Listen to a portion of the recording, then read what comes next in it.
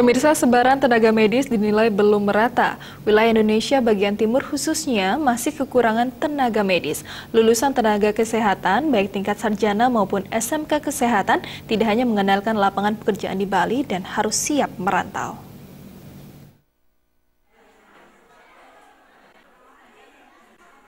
Sebaran tenaga medis di wilayah Bali dan Indonesia dinilai belum merata.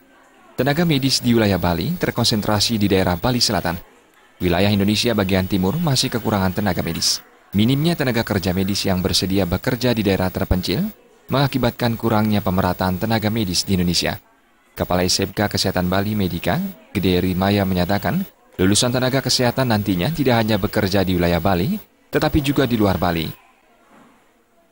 Disebarkan secara merata masih kurang. Di Bali saja pun, soalnya pemerataan tenaga medis masih belum merata di Bali. Hanya menumpuk setempat. Ya, di pasar Badung banyak, tapi di daerah lain kadang-kadang anak-anak kita tidak mau mereka ke sana. Nah, inilah salah satu yang perlu saya tanamkan kepada mereka. Kita bekerja jangan hanya di Bali saja, kerja hanya di luar Bali. Di mana? Di Indonesia bagian timur masih banyak tenaga medis yang dibutuhkan. Kenapa nggak mau ke sana? Nah, dulu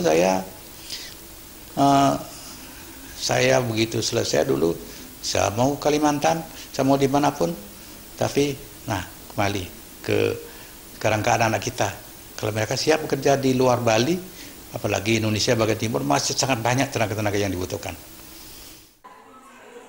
Gede Rimaya menambahkan kurangnya pemerataan tenaga medis di beberapa wilayah di Nusantara merupakan peluang bagi lulusan kesehatan jika mau merantau. Salah satu aspek penting dalam pembangunan kesehatan di Indonesia adalah tersedianya sumber daya manusia tenaga kerja. Agung Ria dan Win